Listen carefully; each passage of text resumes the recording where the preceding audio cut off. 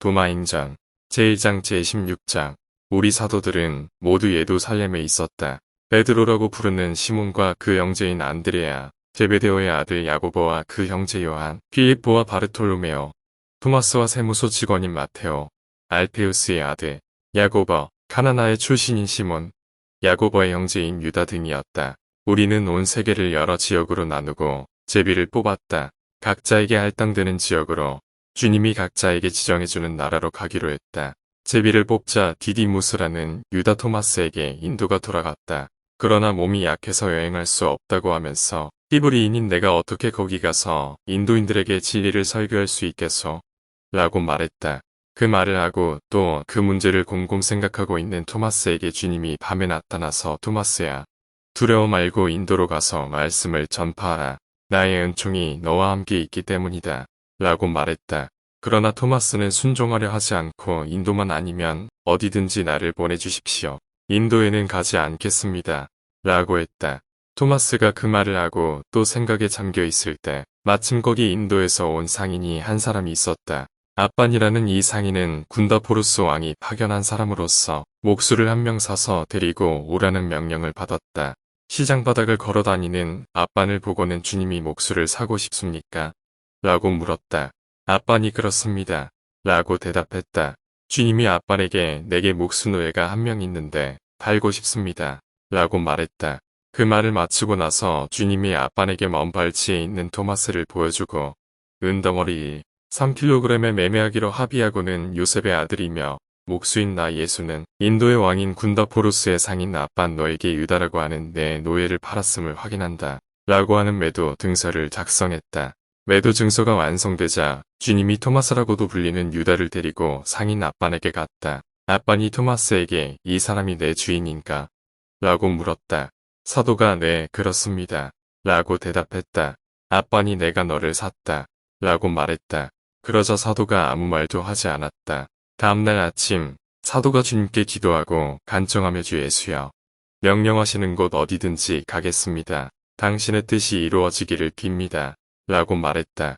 사도는 자기 몸값 외에 아무것도 가지지 않고 상인 아빤을 따라서 길을 떠났다. 왜냐하면 주님이 그 몸값을 사도에게 주면서 내가 어디를 가든지 나의 은총과 그리고 내 몸값도 너와 함께 있기를 바란다. 라고 말했기 때문이다. 아빤이 배에 자기 짐을 싣는 것을 보고는 사도도 함께 나르기 시작하였다. 둘이 배에 올라서 자라를 잡은 뒤 아빤이 사도에게 할 줄 아는 일이 무엇인가? 라고 물었다. 사도는 나무로 말할 것 같으면 쟁기와 멍에와 균형자와 가축을 모는 막대기와 선박과 배 젓는 노와 돛대와 도르대를 만들 수 있습니다. 돌로 말할 것 같으면 기둥과 신전과 왕궁을 만들 줄 압니다. 라고 대답했다. 상인 아빤이 우리가 필요한 기술자가 바로 이런 사람인데 잘됐다. 라고 말했다. 향해를 했다. 바람이 순조로워서 편안하게 향해하여 왕국의 수도인 안드라폴리스에 도착했다. 배에서 내려 둘이 시내로 들어갔다. 피리와 물풍금과 나팔 소리가 사방에 진동하여 사도가 이 도시에서 지금 기념하는 축제는 무엇입니까? 라고 물었다. 거기 있던 사람들이 이 도시의 축제에 참가하기 위해서 당신도 신들을 가지고 오시오.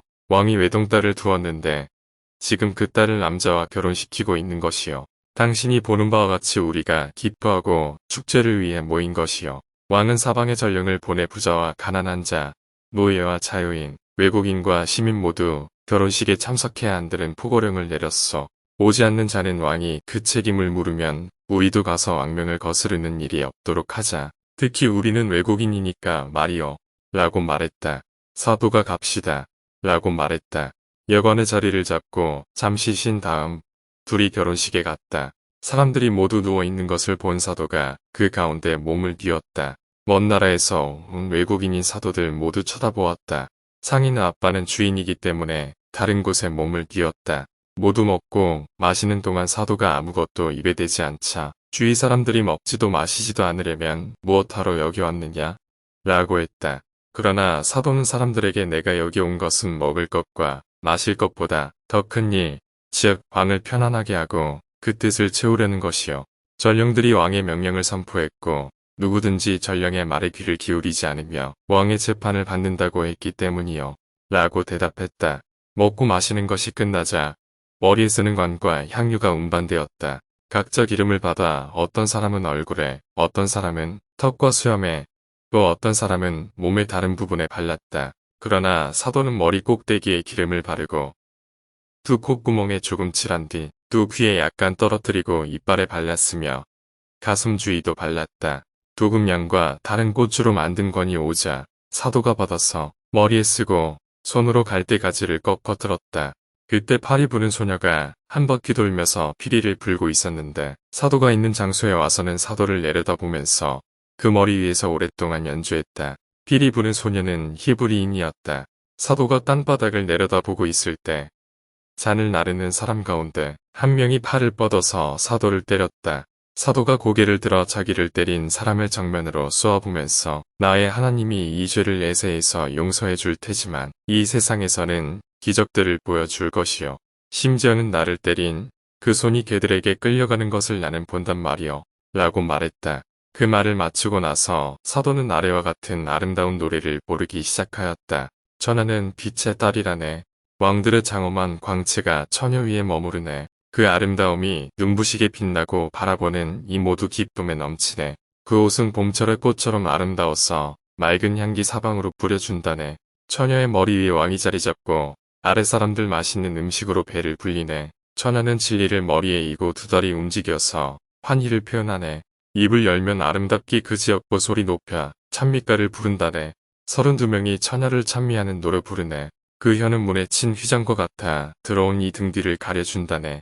최초의 석공이 만든 돌계단처럼 그 목 위로 올라가고 있네. 복된 영어성들의 춤을 선포하면서 두 손이 징표와 비밀스러운 무늬를 그리네. 그 손가락이 도시의 상문들을 연다네.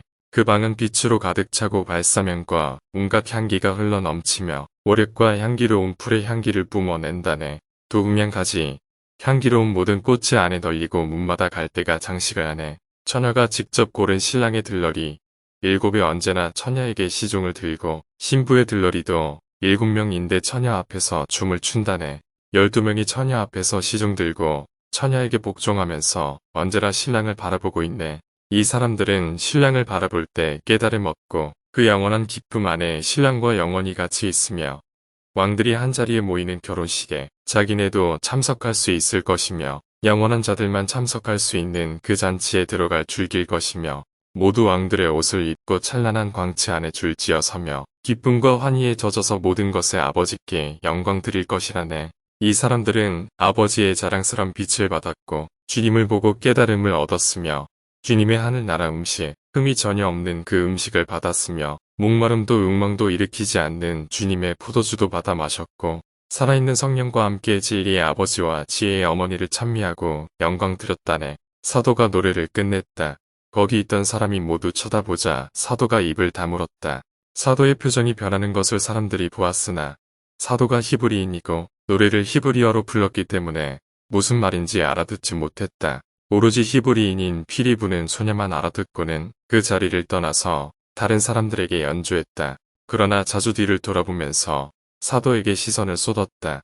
동족이기 때문에 소녀가 사도를 대단히 사랑했다. 더욱이 사도의 얼굴이 거기 모인 모든 사람보다 훨씬 아름답게 보였던 것이다. 연주를 모두 마치고 나자 피리 부는 소녀가 사도 맞은편에 앉아서 뚫어지게 쳐다보았다. 그러나 사도는 아무도 쳐다보지 않고 아무에게도 주의를 기울이지 않고 오로지 땅바닥만 보면서 떠날 시간만 기다렸다. 그러나 사도를 때린 그 잔을 운반하는 사람이 물을 길러 우물러 갔다. 마침내 거기 사자가 있다가 그 사람을 죽이고 사지를 갈갈이 찢은 뒤 시체를 그 자리에 버려두었다.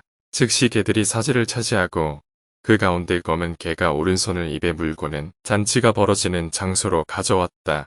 사람들이 그 광경을 보고는 모두 놀라 누가 자리에 없는지 물었다. 이윽고 사도를 때린 잔을 운반하는 사람의 손이라고 판명되었다.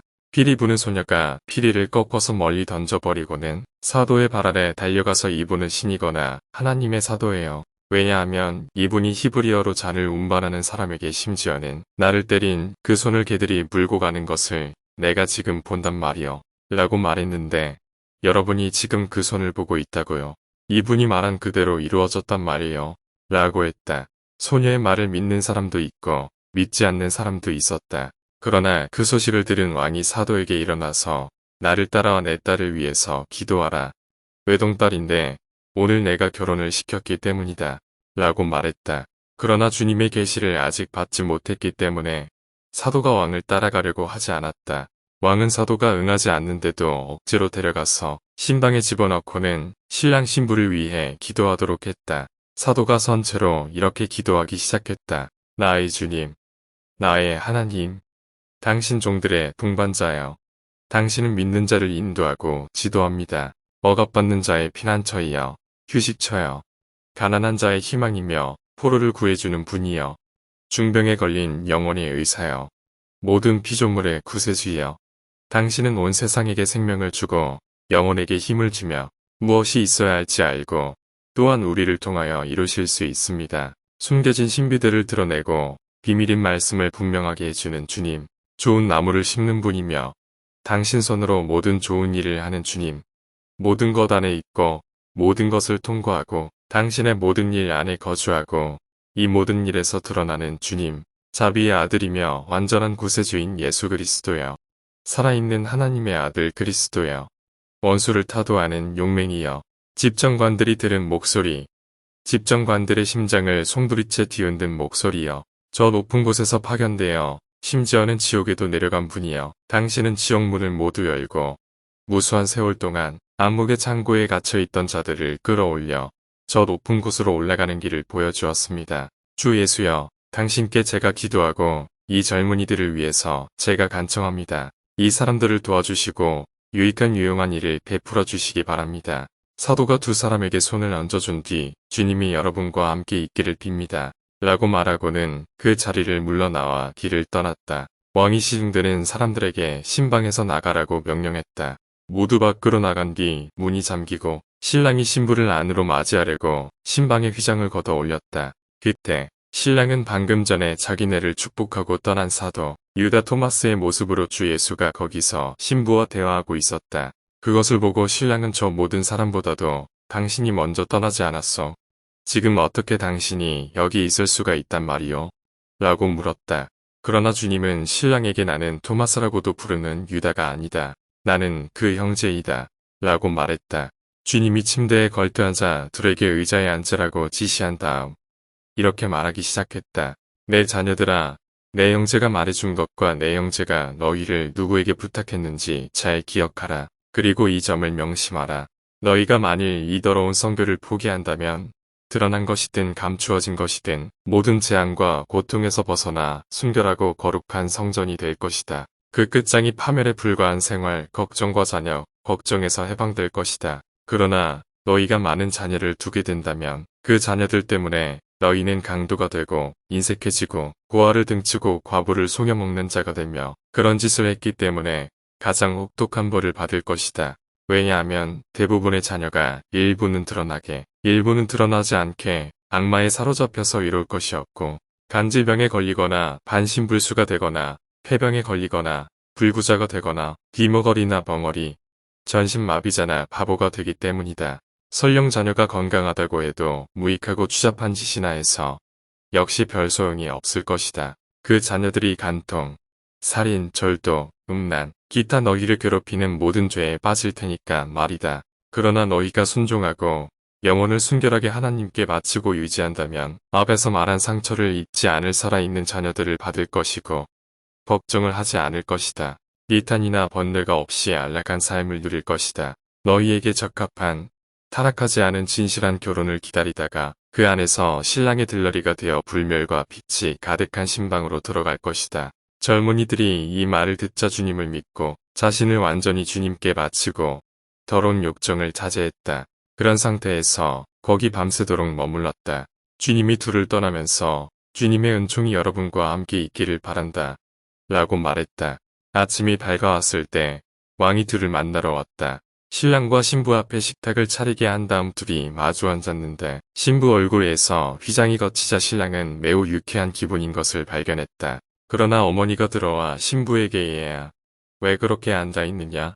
부끄러워하지도 않고 마치 남편과 오래 살아온 것처럼 행동하느냐? 라고 말했다.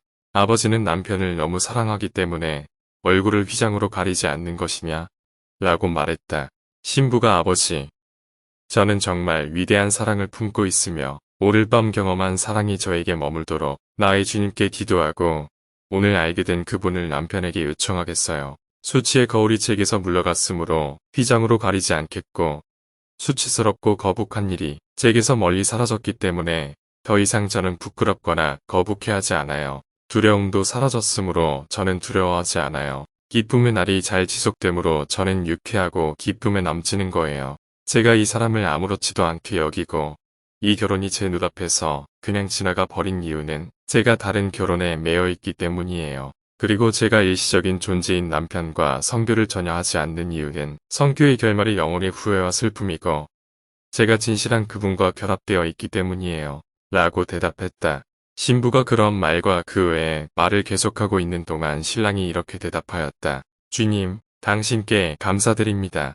당신은 외국인을 통해서 선포되고 우리 안에 발견되었고 나에게서 타락을 제거하고 내게 생명을 심어주었습니다. 치유하기 어려우며 항상 붙어있는 이 병에서 나를 구해주고 나에게 굳은 건강을 심어주었습니다. 당신은 나에게 나타나서 나의 현재 처지를 있는 그대로 드러내주고 나를 추락에서 구하고 더 나은 상태로 인도했습니다.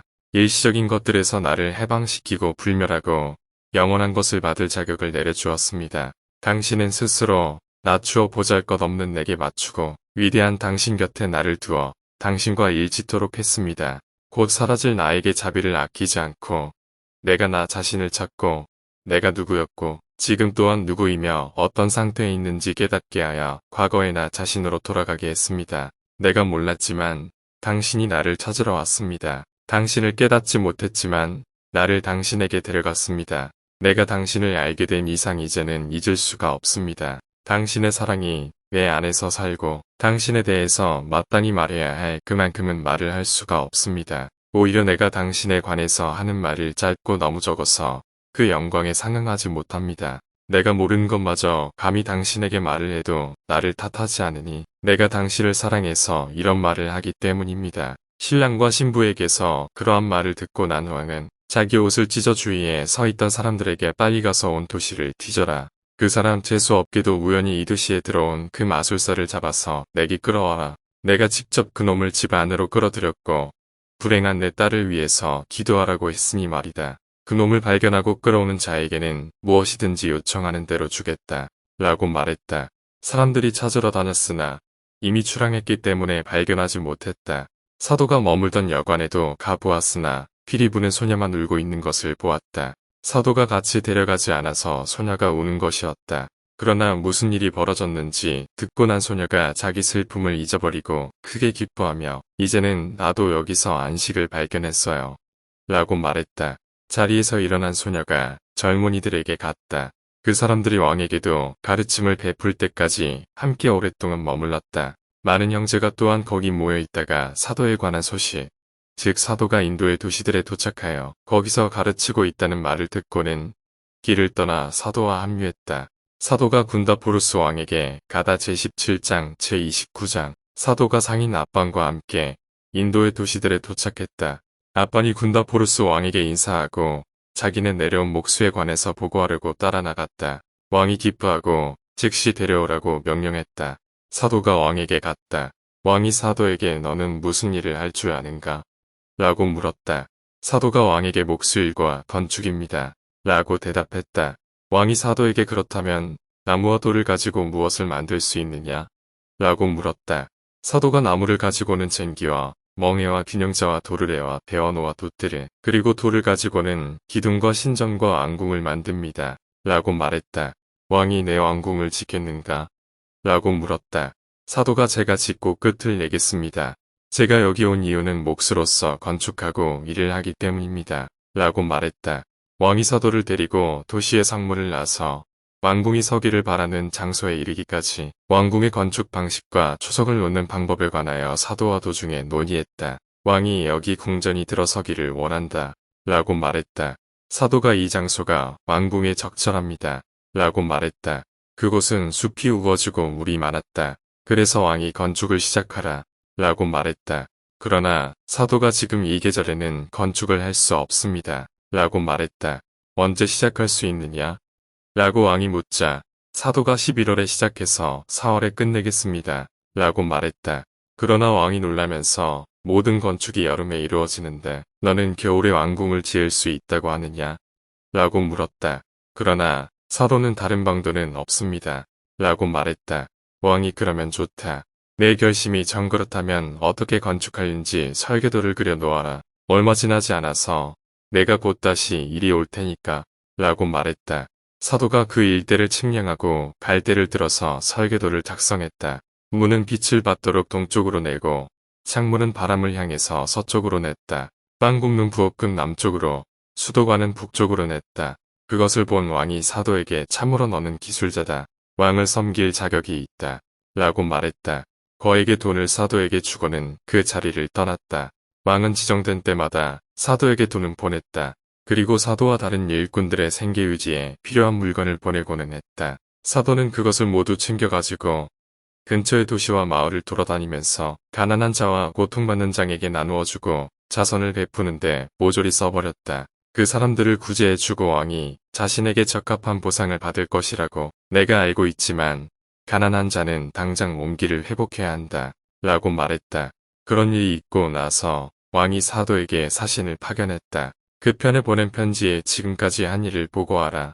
아니면 내가 보내주어야 할 것이나 내가 요망한 것을 알려라. 라고 적었다. 사도가 왕에게 답신을 내면서 왕궁은 지붕만 남고 다 되었습니다. 라고 썼다. 그 보고를 받고 나서 왕이 다시 금과 은 덩어리를 보내면서 편지에 왕궁이 다 되었다면 지붕을 완성하라. 라고 했다. 사도는 주님에게 주님, 모든 면에서 당신께 감사드립니다. 당신은 잠깐 사이에 죽어서 내가 당신 안에 영원히 살도록 해주었고 또한 나를 통해서 많은 사람이 구원받도록 나를 팔아 넘겼습니다. 라고 말했다. 고통받는 자들을 가르치고 온기를 회복시키는 일을 그치지 않고 주님이 이것을 여러분에게 나누어 주는 것이며 그분이 여러분 각자에게 자기 음식을 줍니다. 왜냐하면 그분은 고아들의 양육과 과부들의 지원자 그리고 고통받는 모든 이의 구원자이며 안식이기 때문입니다. 라고 말했다. 왕이 도시로 와서 토마스라고도 하는 유닥 자기를 위해 짓고 있는 왕궁에 관해서 친구들에게 물어보았다. 질문을 받은 사람들이 왕에게 대답했다. 그 사람은 왕궁을 짓지도 않았습니다. 약속한 것을 아무것도 하지 않았습니다. 오로지 도시와 마을들을 돌아다니면서 무엇이든지 가진 것이 있으면 가난한 자들에게 나누어주고 새로운 신을 가르치고 병자를 고쳐주고 악마들을 내쫓고 다른 놀라운 기적도 많이 일으킵니다. 우리는 이 사람이 마술사라고 생각합니다. 그러나 자비심에서 나온 그 사업, 보상도 받지 않고 해주는 치유, 더욱이 그 단순함과 친절과 굳은 신앙으로 보아서는 이 사람의 정의로운 사람이거나 자기가 가르치는 새로운 신의 사도인 듯합니다. 언제나 단식하고 기도합니다. 오로지 소금 뿌린 빵을 먹고 물만 마십니다. 날씨가 좋거나 굳은 겨울철이나 가리지 않고 똑같은 옷을 입습니다. 아무에게도 받은 것이 전혀 없이 자기가 가진 것을 다른 사람에게 주기 때문입니다. 그 말을 듣고 난 왕이 자기 얼굴을 때리고 오랫동안 고개를 흔들었다. 왕이 사도를 데려온 상인과 사도에게 사람을 보내어 데려오게 했다. 사도가 내 왕궁을 건축했느냐? 라고 물었다. 사도가 건축했습니다. 라고 대답했다. 그러면 언제 우리가 가서 볼 수 있느냐? 라고 왕이 물었다. 그러자 사도가 당신이 지금은 그 왕궁을 볼 수 없지만 이 세상을 떠나면 볼 것입니다. 라고 대답했다. 머리끝까지 화가 난 왕이 상인과 유다를 쇠사슬로 묶어서 감옥에 쳐넣으라고 명령했다. 왕의 돈을 누가 받았는지 자기 손으로 조사해서 알아내고 상인과 함께 그 사람도 처형할 때까지 둘을 거기 처박아 두라고 했다. 사도는 기쁨에 넘쳐서 감옥으로 갔다. 상인에게 아무것도 두려워 마시오. 오로지 내가 설교하는 하나님만 믿으시오.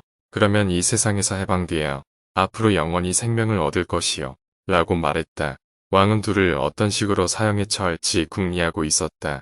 산채로 껍질을 벗긴 다음 불에 태워서 죽이기로 결정했다. 바로 그날 밤 왕의 동생인 가드가 병에 걸렸다. 왕이 고통과 실망을 겪고는 몹시 우울해졌다. 동생이 왕에게 사람을 보내어 나의 형님인 왕이여. 우리 집안과 자녀들을 당신에게 맡깁니다. 당신이 당한 치사한 사기 때문에 내가 몹시 슬펐는데 이제 내가 죽음의 문턱에 있습니다. 그러니 저 마술사의 머리 위에 복수를 퍼붓지 않는다면 내 영혼은 하계에 가서도 안식을 취하지 못할 것입니다. 라고 말했다. 왕이 동생에게 저놈을 어떻게 죽일까 내가 밤새도록 궁리했다.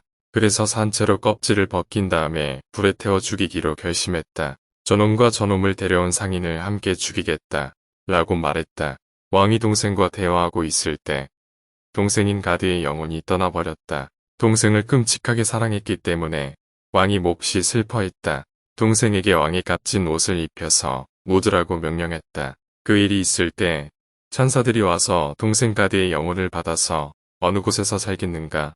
라고 물었다. 일행이 사도 토마스가 왕을 위해서 지은 건물 근처에 이르렀을 때 가드가 그 건물을 보고는 천사들에게 제발 저 아래층 방에서 살도록 해주십시오. 라고 말했다. 그러나 천사들이 너는 이 건물에서 살 수가 없다. 라고 말했다. 가드가 왜요? 라고 물었다. 천사들이 가드에게 이 왕궁은 더 그리스도교 신자가 내 형제를 위해서 지은 것이다. 라고 말했다. 가드가 천사들에게 제발 나를 내 형제에게 보내어 내가 이 궁전을 매입하도록 해주십시오. 형은 이것이 어떤 것인지 몰라서 나에게 팔 것입니다. 라고 말했다. 천사들이 가드의 영혼을 풀어주었다. 사람들이 가드의 몸에 수의를 입힐 때 그 영혼이 몸으로 들어갔다. 자기 주위에 서 있는 사람들에게 나의 형을 불러와라. 한 가지 부탁이 있다. 라고 말했다. 왕이 자리에서 벌떡 일어나 수많은 군중을 이끌어 동생에게 갔다. 안으로 들어가 침대 곁에 섰을 때에는 얼이 빠졌는지 말도 꺼내도 못했다. 그러나 동생이 왕에게 형제여, 누가 만일 왕국의 절반을 달라고 할 때 나를 위해서라면 당신이 내주리라는 것을 나는 확신합니다. 그러니 한 가지 부탁만 들어주십시오. 즉 내가 요청하는 것을 나에게 팔기 바랍니다. 라고 말했다. 왕이 무엇을 팔라는 것이냐? 라고 물었다. 가드가 왕에게 허락해 주겠다고 맹세해서 내게 확인을 주십시오. 라고 말했다. 왕이 맹세를 하면서 내 소유물 가운데 무엇이든지 내가 요청하는 것은 내게 주겠다. 라고 말했다.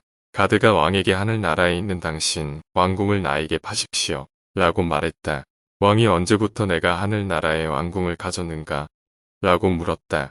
가드가 왕에게 저 그리스도교 신자가 당신을 위해서 지은 왕궁 말입니다. 그 사람은 지금 감옥에 있고 상인이 예수라는 사람에게서 사서 당신에게 데려온 것입니다. 다시 말하자면 그 사람 손에서 사기를 당했다고 해서 당신이 처형하려는 사람 말입니다. 나도 그 사람을 욕해서 죽었는데 이제 다시 살아났습니다. 라고 말했다. 그 문제를 곰곰 생각해 보던 왕이 자기를 위해서 더 가치 있고 또 자기가 앞으로 받을 영원한 재산에 관한 가드의 말을 이해하고 그 궁전은 원한다. 그러나 내가 정말 그런 궁전을 사고 싶다면 그 사람이 살아있으므로 내게 더 좋은 궁전을 지어줄 것이다. 라고 말했다.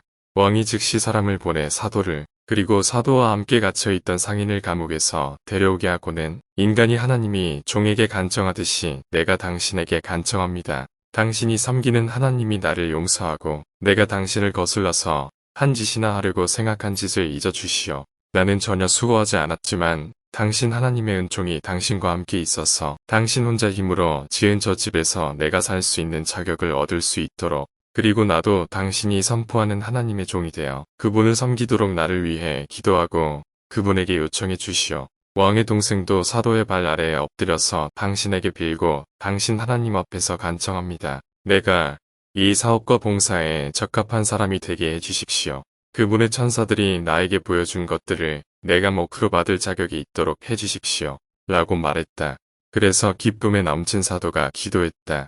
주 예수여, 이 사람들에게 당신 진리를 밝혀주었으니 당신을 찬미합니다. 당신을 홀로 진리의 하나님이고 그 외의 것이 아니기 때문입니다. 당신은 많은 사람이 모르는 것을 모두 아는 분입니다. 주님, 당신은 모든 것 안에서 사람들에게 자비와 인내를 보여줍니다. 사람들이 자기네 안에 있는 잘못 때문에 당신을 버렸으나 당신은 사람들을 버리지 않았습니다. 그러므로 이제 내가 당신에게 요청하고 간청합니다. 왕과 그 동생을 받아주고 당신 양떼와 하나가 되게 하고 당신 물로 깨끗이 씻어주고 당신 기름으로 발라주어 두 사람이 주위의 오류에 물들지 않게 해주십시오. 흐려지지도 않고 마르지도 않는 하늘의 샘물을 이 두 사람에게 마시도록 내려주십시오. 왜냐하면 이 두 사람이 당신에게 기도하고 당신의 사제와 종이 되기를 간청하고 열망하기 때문입니다. 이 사명을 위해서 이 사람들은 당신 원수의 박해마저 받으려 하고 당신을 위해서 원수들의 미움을 받고 학대당하고 심지어는 사형도 기꺼이 받으려 합니다. 당신은 또한 우리를 위하여 우리를 보존하기 위하여 이 모든 것을 겪었으니 참으로 주님이고 착한 목자입니다. 그러므로 이 사람들이 오로지 당신에게만 기대하는 구원의 희망을 얻고 당신 신비들 안에 뿌리 내리며 당신 은총과 선물로 완전한 선을 받고 당신을 섬기면서 번영하고 당신 아버지 안에서 완성의 열매를 맺게 해주십시오. 이제 사도에게 만족하게 된 군다포르스 왕과 그 동생 가드는 사도를 따르고 그 곁을 절대로 떠나지 않았다. 도움이 필요한 아들에게 스스로 도움을 베풀고 모든 이의 온기를 회복시켜 주었다. 자기네도 말씀의 봉인을 받게 해달라고 간청하고 우리 영혼에 여유가 있고 우리가 하나님을 열망함으로 봉인을 주십시오. 당신이 설교하는 하나님은 그 봉인을 보고 자기 양떼를 알아본다고 하는 당신 말을 우리가 들었기 때문입니다. 라고 말했다. 사도가 두 사람에게 나도 당신 내가 이 봉인을 받아 나와 함께 이 성찬과 주님의 축복의 잔치에 참가하고 그 안에서 완전하게 되기를 기도하며 기뻐합니다. 이분이 모든 것의 하나님, 내가 교하는 예수 그리스도이며 내가 당신 내게 믿으라고 가르친 진리의 아버지이기 때문입니다. 라고 말했다. 기름을 통해 봉인을 받도록 하기 위해서 사도가 기름을 가져오라고 지시했다. 그래서 둘이 기름을 가져왔고 밤이라서 많은 등불을 밝혔다. 사도가 일어나서 둘에게 봉인을 주었다. 주님은 목소리로 자기 자신을 두 사람에게 드러내고 형제들이여 평화가 너희와 함께 있기를 바란다. 라고 말했다. 두 사람만이 주인의 목소리를 들었으나 추가로 받아야 할 봉인을 받지 않아서 그분 모습은 보지 못했다. 사도가 두 사람 머리 위에 기름을 바르고 이렇게 말하기 시작했다. 모든 이름을 초월하는 그리스도의 이름이여. 오십시오. 가장 높고 안전한 자비의 힘이여. 오십시오. 가장 높은 선물이여. 오십시오. 자비로운 어머니여. 오십시오. 남자들의 동료 유대여. 오십시오. 숨겨진 신비들을 드러내는 분이여. 오십시오. 일곱 집들의 어머니여. 여덟 번째 집에서 쉬기 위하여 오십시오. 이해, 생각, 현명, 숙고, 주리 등 다섯 동지의 원로 전령이여. 오십시오. 이 젊은이들과 교류를 해주십시오. 성령이여. 오십시오. 그리고 이 사람들의 고삐와 마음을 깨끗하게 하고 추가로 받아야 할 봉인을 아버지와 아들과 성령의 이름으로 주십시오. 두 사람이 봉인을 받고 나자 불타는 횃불을 든 청년이 나타났다. 그 횃불에서 내쏘는 빛 때문에 등불들이 맥을 추지 못했다. 청년은 밖으로 나가더니 시야에서 사라져 버렸다. 그러나 사도가 주님에게 주님, 당신 빛은 우리의 이해를 초월하며 우리 시력보다 위대함으로 감당할 수 없습니다. 라고 말했다. 이윽고 동이 트고 사방이 환해지기 시작할 때 사도가 빵을 떼어서 두 사람을 그리스도의 성전에 참석시켰다. 두 사람이 기뻐하고 환희에 젖었다. 다른 많은 사람도 믿고 신자들과 합쳤으며 구세주의 안식처로 들어왔다. 사도가 계속 설교를 하고 사람들에게 남녀 여러분, 소년 소녀들이여, 청년들과 처녀들이여, 건장한 이들과 나이든 이들이여, 노예든 자유인이든 여러분은 간음과 인색과 배를 섬기는 일을 끊어버리시오. 왜냐하면 이 세 가지 머리에 모든 무법적 행동이 들어있기 때문입니다. 간음은 정신과 영혼의 눈을 멀게 하며 육체의 올바른 질서에 장애가 되고 사람을 온통 쇠약하게 만들어 몸 전체를 병들게 합니다. 그리고 채울 길 없는 욕심 인색은 영혼을 공포와 수치로 몰아넣습니다. 이 욕심은 몸 안에 있고 남의 재산을 약탈하기 때문입니다. 타인의 재물을 원래의 임자에게 돌려주는 경우 수치를 당하게 마련이라는 의심을 불러일으킵니다. 배를 섬기는 일은 결핍의 상태에 떨어지지 않으려고 근심하게 되고 자기에게서 멀리 떨어진 것을 잡으려고 손을 뻗침으로 영혼을 걱정과 근심과 슬픔에 빠뜨립니다. 여러분이 만일 이 세 가지에서 탈출한다면 걱정과 슬픔과 두려움에서 자유로워지고 내일을 걱정하지 마라. 내일은 내일이 알아서 돌볼 테니까 말이다라고 한 주님의 말씀만이 여러분에게 남게 됩니다. 까마귀들을 보라. 하늘의 새들을 생각해보라. 이 새들은 씨를 뿌리지도 않고 추수도 하지 않으며 곳간에 쌓아두지도 않지만 하나님이 먹을 것을 마련해준다. 오, 신앙이 적은 사람들아, 너희를 위해서라면 그분이 얼마나 더욱 많이 마련해주겠느냐. 라고 한 말도 기억하시오.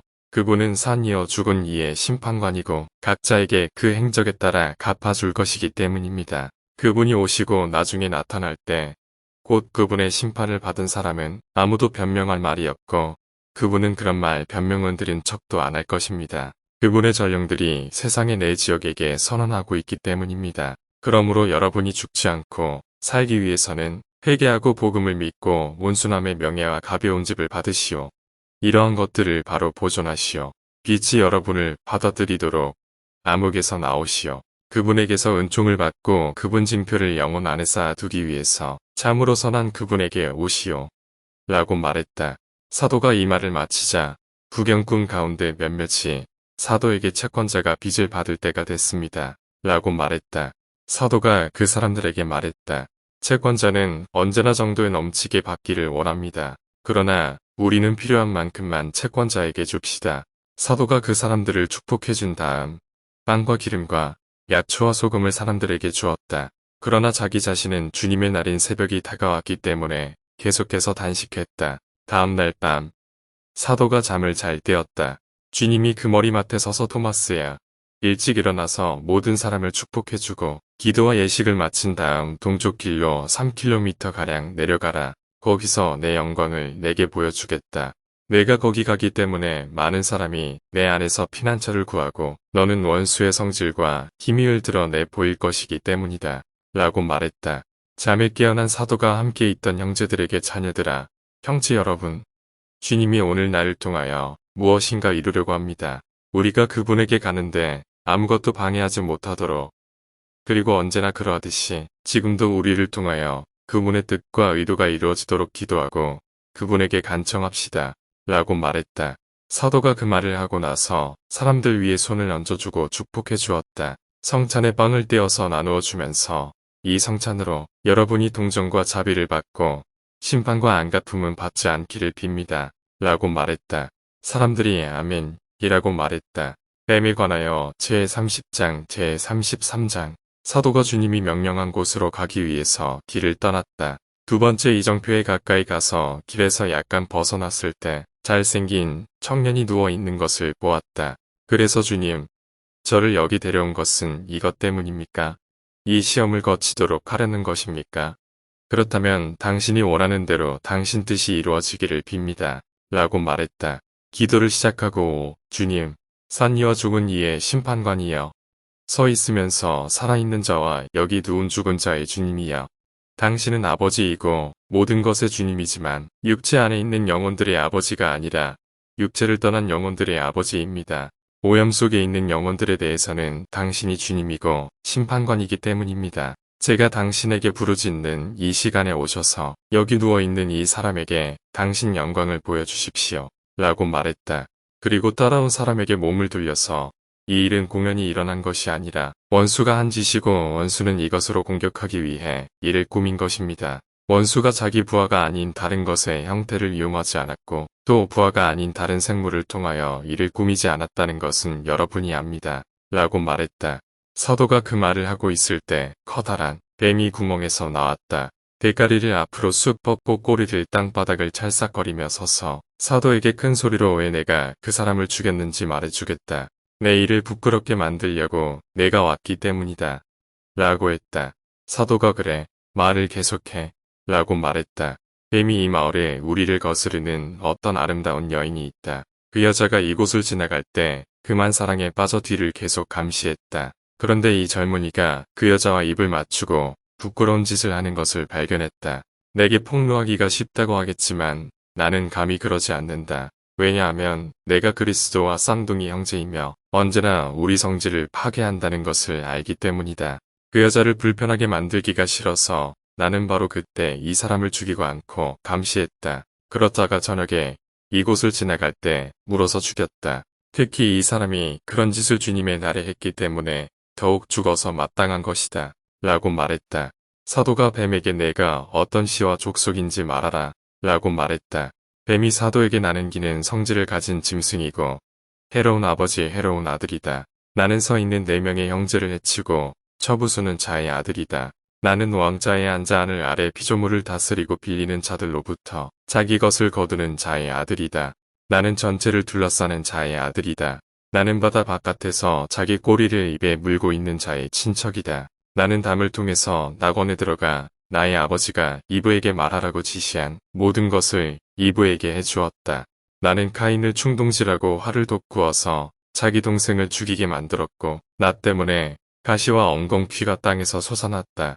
나는 천사들을 높은 곳에서 아래로 추락하게 했고 여자들에 대한 욕망으로 천사들을 묶어서 지상의 자녀들이 나오게 했으며 그 자녀들 안에서 내 의지를 실현시킨다.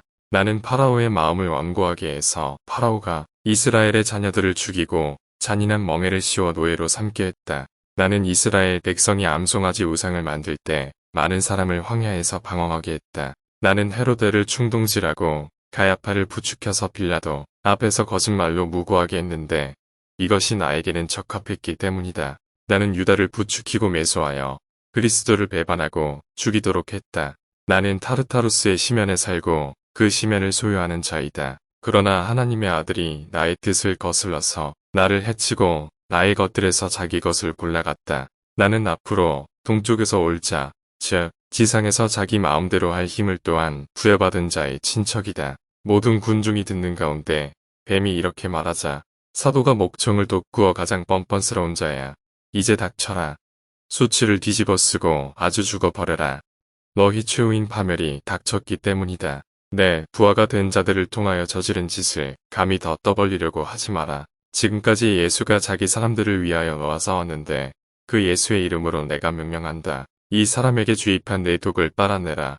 독을 끄집어내고 이 사람에게서 독을 제거하라. 라고 말했다. 그러나 뱀이 내 말대로 우리 최후의 시간은 아직 오지 않았다. 이 사람에게 내가 집어넣은 것을 왜 강제로 빼게 해서 나더러 때 이르게 죽으라는 거냐. 만일 나의 아버지가 모든 피조물에게 집어넣은 것을 제거하고 빨아낸다면 그것이야말로 정말 나의 아버지의 최후이다. 라고 말했다. 그러자 사도가 뱀에게 이의 아버지의 성질을 보여라. 라고 말했다. 뱀이 앞으로 나와서 젊은이의 상처에 입을 대고는 독을 빨아냈다. 보라색이던 젊은이의 색깔이 희게 변했다. 뱀은 일어서서 달려가 사도의 발 아래 엎드렸다. 부풀어 오른 뱀은 몸이 터져서 죽고 말았다. 뱀의 독과 쓸개가 쏟아져 나왔다. 독이 쏟아져 나온 그 자리가 크게 갈라지더니 뱀을 삼켜버렸다. 사도가 왕과 그 동생에게 일꾼들을 보내어 그 장소를 메워버리시오. 기초공사를 하고 그 위에 집을 지어서 외국인들의 거주지가 되게 하시오. 라고 말했다. 처녀를 죽인 청년에 관하여 제51장 제57장 그때 무도한 짓을 저지른 어느 청년이 있었다. 그 청년이 앞으로 나와서 성찬에 입을 대려고 할 때 그 손이 말라버려 더 이상 손을 입 위로 가져갈 수가 없게 되었다. 참석했던 사람들이 청년을 보고는 사도에게 벌어진 일을 보고했다. 사도가 청년을 불러 아들아, 부끄러워하지 말고 말해봐라. 무슨 짓을 했는가? 주님의 성찬이 내 악한 짓을 확인했기 때문이다. 이 선물은 많은 사람에게 가서 치유를 가져온다. 특히 신앙과 사랑으로 가까이 오는 사람에게 그러한데 너를 말라버리게 했다. 이런 일은 내가 어떤 일을 저지르지 않았다면 일어나지 않았을 것이다. 라고 말했다. 청년이 와서 사도의 발 아래 엎드려 간청하며 좋은 일을 하겠다고 생각했는데도 저는 악한 짓을 저지르고 말았습니다. 저는 도시 바깥의 여관에 사는 여인을 사랑했고 여인도 저를 사랑했습니다. 제가 당신의 설교를 듣고 당신이 살아있는 하나님을 선포한다고 믿어서 앞으로 나아가 다른 사람들과 함께 당신에게서 봉인을 받았습니다. 그러나 당신은 누구든지 불결한 결합, 특히 간통에 떨어지는 경우 그런 사람은 내가 설교하는 하나님과 함께 생명을 받지 못한다고 말했습니다. 그래서 저는 그 여인을 진심으로 사랑했기 때문에 당신이 가르친 바로 그 순결과 순수한 행동 안에서 나의 동반자가 되어 달라고 간청했습니다. 여인을 설득해보려고 애썼지만 말을 듣지 않았습니다. 도무지 막무가내라서 칼을 빼서 죽여버렸습니다. 그 여인이 다른 사람과 간통하는 것을 저는 도저히 용납할 수 없었기 때문입니다. 라고 말했다. 그 말을 듣고 난 사도가 오, 무모한 결합이여. 너는 어쩌자고 파렴치한 것으로 내달리는가? 오, 억제되지 않은 욕망이여. 너는 어쩌자고 이 사람에게 이런 짓을 시켰는가? 오, 어쩌자고 너는 미친 듯이 날뛰는가? 라고 말했다. 사도가 대야에 물을 떠 가지고 오라고 명령했다. 물을 가져오자 사도가 살아있는 물에서 나온 물, 존재에서 나오고 우리에게 파견된 존재여, 오십시오. 참된 안식이 우리에게 파견한 안식이여. 모든 것을 정복하고 모든 것을 자기 의지에 복종시키는 그 힘에서 나오는 구원의 힘이여. 와서 이 물에 거주하여 성령의 선물이 물 안에서 완전하게 실현되게 하십시오. 라고 말했다. 청년에게 자, 이 물로 내 손을 씻어라.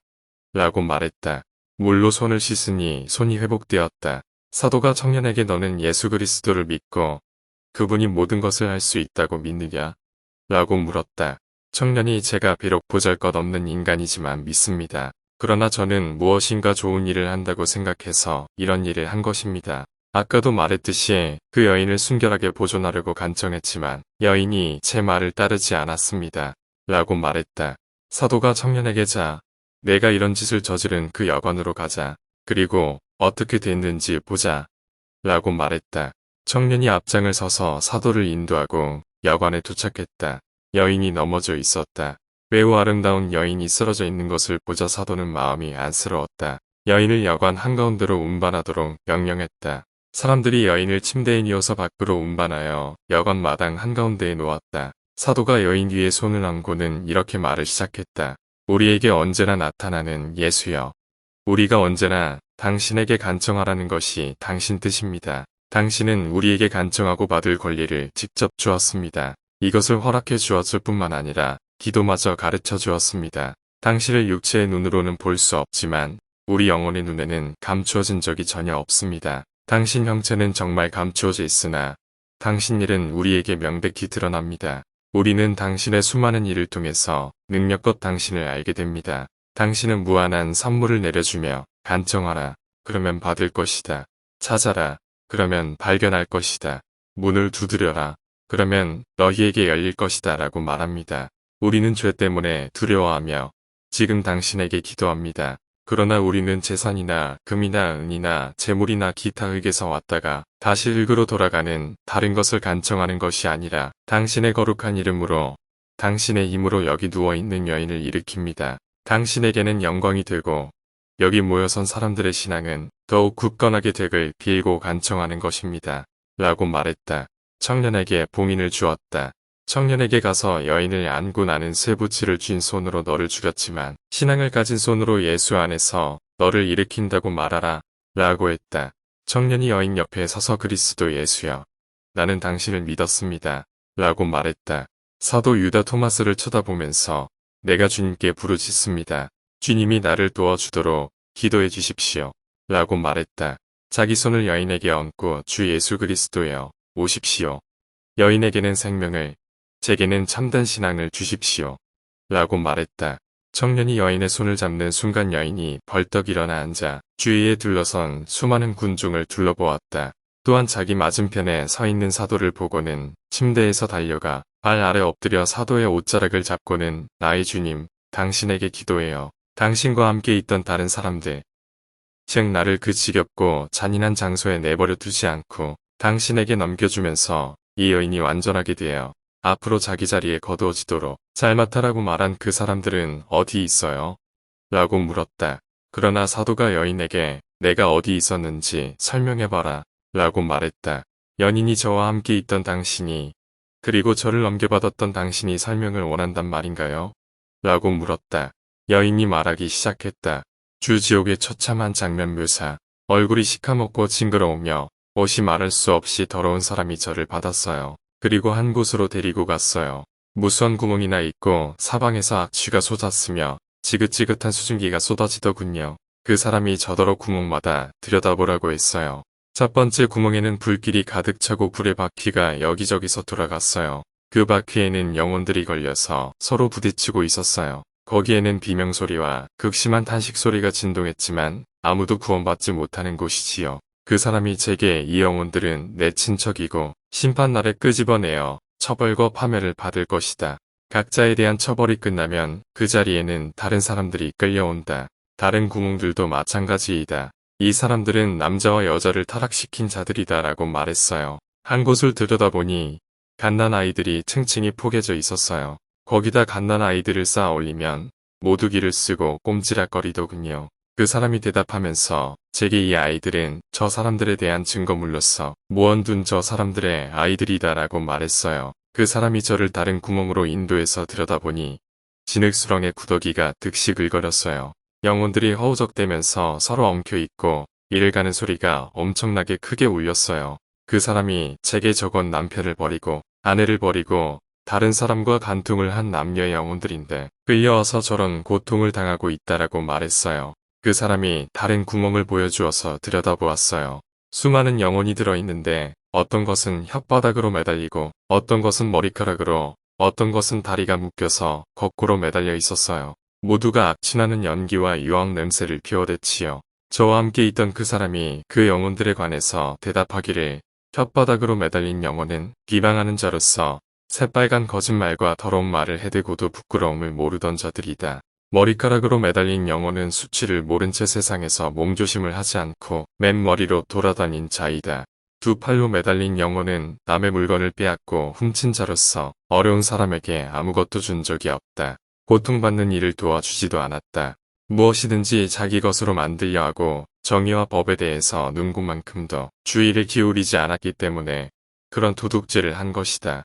발이 묶여서 거꾸로 매달린 영혼은 사악한 길과 굽은 길을 열심히 달려 돌아다닌 자이다. 병든 이를 방문하지 않고 세상을 떠나가는 이들을 호송해주지 않았다. 이러한 이유 때문에 각 영혼은 자기 행실에 따라 가품을 받는 것이라고 했어요. 그 자리를 떠나서 그 사람이 제게 다시 동굴을 보여주었어요. 매우 컴컴하고 악취를 내뿜는 그 동굴에서 수많은 영혼이 밖을 내다보며 공기를 조금이라도 마시기를 원했어요. 그러나 동물찌기들이 밖을 내다보지 못하게 하더군요. 저와 함께 있던 그 사람이 내가 보는 대로 여기는 영혼이 감옥이다. 각 영혼이 자기 행실에 따라 형벌을 마치게 되면 다른 영혼들이 그 뒤를 잇기 때문이다. 어떤 영혼들은 완전히 녹초가 되고 어떤 영혼들은 다른 형벌로 다시 넘겨진다라고 말했어요. 그때 컴컴한 동굴에 든 영혼들을 지키던 자들이 저를 인계한 그 사람에게 그 여자를 우리에게 넘겨라. 다른 영혼들과 섞어 두었다가 때가 되면 그 여자를 형벌에 넘기겠다라고 말했어요. 그러나 그 사람은 이 여자를 주지 않겠다. 이 여자를 여기 버려 두라는 명령을 받지 않았다. 이 여자에 관해서 다른 명령이 내릴 때까지 나는 이 여자를 다시 데리고 가겠다라고 대답했어요. 그 사람이 저를 다른 장소로 인도했는데 거기서는 남자들이 참혹하고 고문을 당하고 있었어요. 그러나 당신과 비슷한 분이 저를 당신에게 넘겨주며 이 여자는 길 잃은 양떼 가운데 하나이니까 이 여자를 받아라고 말했어요. 그래서 당신이 저를 받았고 이제 저는 당신 앞에 있는 겁니다. 그러니까 제발 당신께 빌고 간청하니 제가 보았던 그런 형벌의 장소로 다시 떠나지 않게 해주세요. 거룩하고 존경받는 사도 토마스의 순교 제159장 제170장. 그러한 일이 있은 뒤에 유다가 감옥으로 끌려갔다. 유다뿐 아니라 테르시아 마르피아도 감옥으로 끌려갔다. 유다가 그 사람들에게 이렇게 말했다. 나의 딸들아, 예수 그리스도의 하녀들아, 나의 마지막 날에 하는 말을 잘 들어라. 오늘 나는 너희 가운데 할 말을 끝마치고 살아서는 더 이상 말을 전하지 못할 것이다. 보라, 자, 보라, 나에게 자비를 베푼 주 예수께 내가 올라간다. 그분은 스르러 낮추어서 심지어 나처럼 비천한 수준으로 내려왔다. 나를 장엄한 봉사로 인도하고 자기 종이 될 자격마저 주었다. 내가 가서 보상을 받기 위하여 여기서 풀려날 때가 가까워는 기쁨에 넘친다. 내게 보상하는 분은 정의로우니까 어떠한 보상을 주어야 마땅한지 알 수 있다.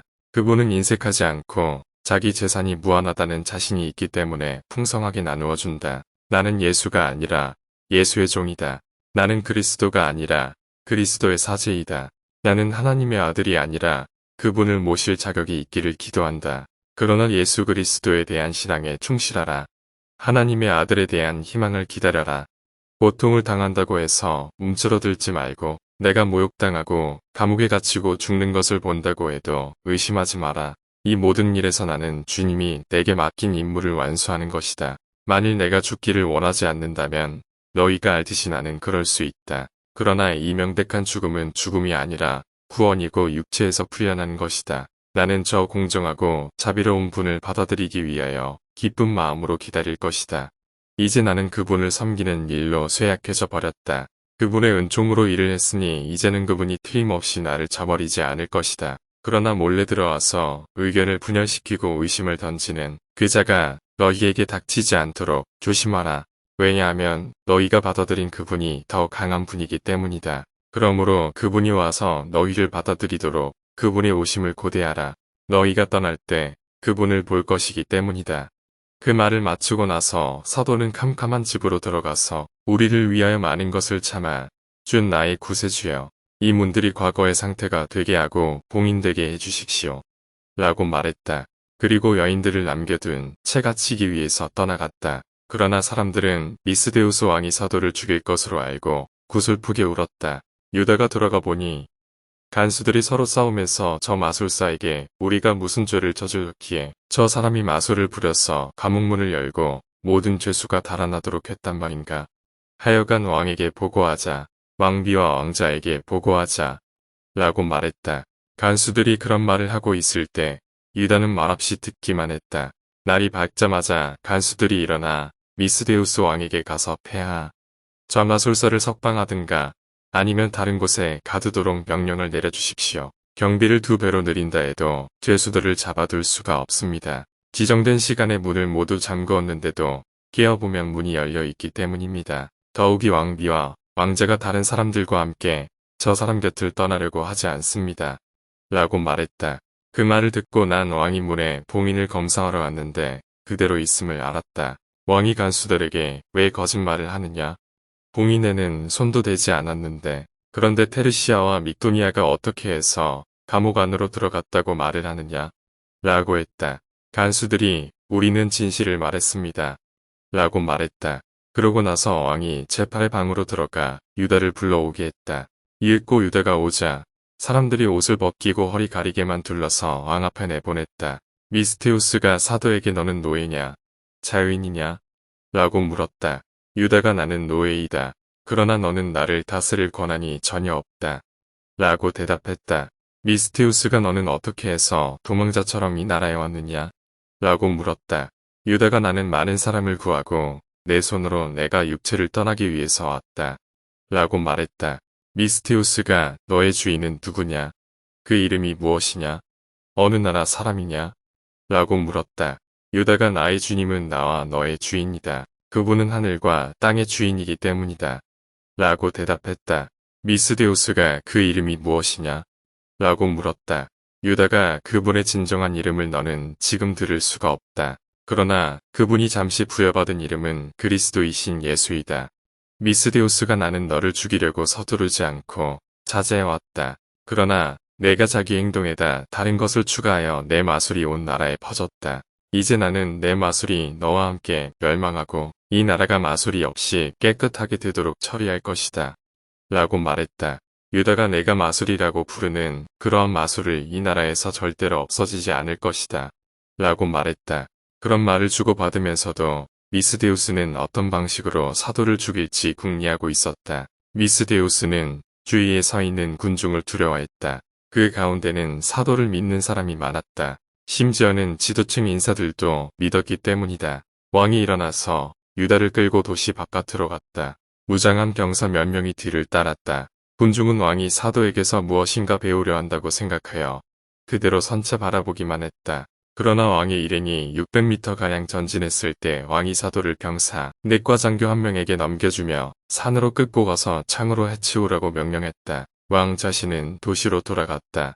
구경하던 사람들이 유다를 빼앗으려고 달려갔다. 그러나 창을 든 병사들이 사도 양쪽에 2명씩 붙고 장교가 사도의 손을 꽉 잡은 채 끌고 가버렸다. 그렇게 끌려가면서 유다가 이렇게 말했다. 오, 당신의 숨겨진 신비들이여. 생명의 끝에 이르러서도 우리 안에서 이루어집니다. 오, 풍성한 당신 은총이여. 당신은 우리가 육체의 고통을 느끼지 못하도록 해줍니다. 보십시오.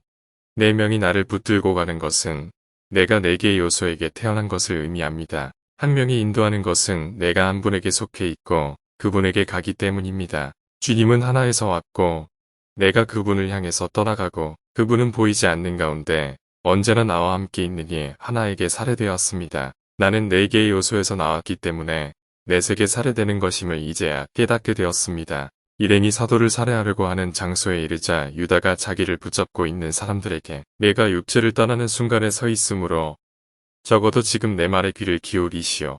이해의 눈을 멀게 하지 말고 귀를 막아서 듣지 않으려고 하지 마시오. 내가 설교한 하나님을 믿으시오. 그리고 마음의 오만에서 풀려나 자유인에게 적합한 생활태도, 사람들 사이에 평판이 좋은 생활태도, 하나님과 함께 사는 생활태도를 계속 지키시오. 라고 말했다. 그러나 바잔에게는 지상의 왕이 아들이지만 예수 그리스도의 종이여.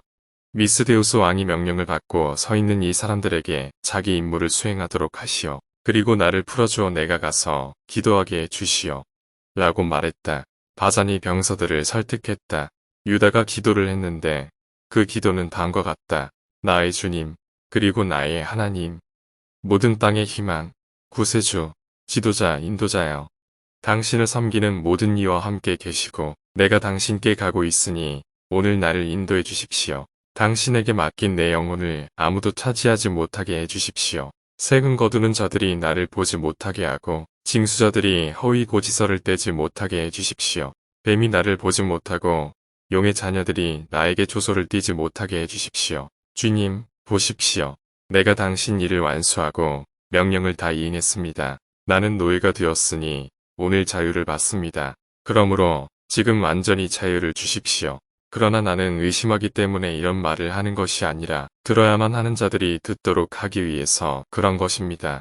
기도를 마친 유다가 병사들에게 자, 너희를 보낸 사람의 명령을 수행하라. 라고 말했다. 즉시 넷이 유다를 죽여버렸다. 모든 형제가 울었다. 좋은 옷과 많은 고급 아마포로 시체를 싸서 고대의 왕들이 묻혔던 그 무덤에 뉘었다. 그러나 시포르 바잔이 도시로 들어가려 하지 않고 거기서 낮을 온통 보내고 또한 밤을 꼬박 세웠다. 유다가 그 사람들에게 나타나서 나는 여기 없다. 너희는 왜 여기 앉아서 나를 지켜보고 있느냐? 나는 위로 올라가서 희망하던 것을 받았기 때문이다. 그러니 일어나서 걸어가라. 얼마 지나지 않아서 너희가 나에게 모여들 것이다. 라고 말했다. 한편 미스데우스와 카리시우스가 테르시아와 미도니아를 매우 심하게 강요했으나 신앙을 버리도록 설득하지는 못했다. 유다가 그 사람들에게 나타나 지난 일들을 잊지 마라. 거룩하고 살아있는 예수가 너희를 도울 것이기 때문이다. 라고 말했다. 미스데우스와 카리시우스에 관해서 신앙을 가지도록 설득할 수가 없어서 자기네 멋대로 살도록 내버려 두었다.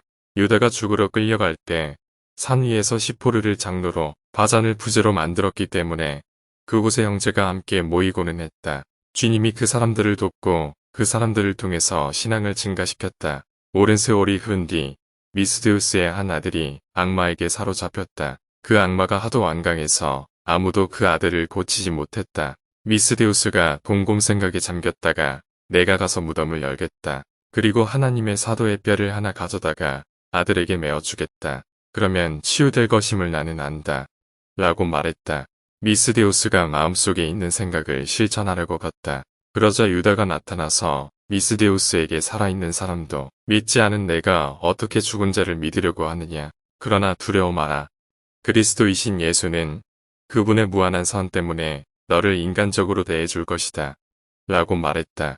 미스데우스는 뼈를 발견하지 못했다. 형제 한 사람이 뼈를 훔쳐가지고 서쪽 지역으로 옮겨 놓았기 때문이다. 미스데우스는 사도의 뼈들이 놓여있던 곳에 흙을 가져다가 아들에게 붙여주고는 예수여, 나는 당신을 믿습니다. 이제 그 사람이 나를 떠나고 나니 어중이 떠중이가 사람들을 혼란에 빠뜨려서 당신의 이성적인 빛을 보지 못하게 만듭니다. 라고 말했다. 아들이 건강을 회복하자 미스데우스가 다른 형제들과 함께 와서 시포르에게 복종했다. 우리 주 예수 그리스도가 자기에게 자비를 베풀어 주도록 미스데우스는 모든 형제에게 기도를 부탁했다. 사도 유다 토마스의 행전이 끝났다. 이 행전은 토마스가 자기를 보낸 그분의 명령을 수행하면서 인도 땅에서 쓴 것이다. 영광이 그분에게 영원히 있기를 빈다. 아멘.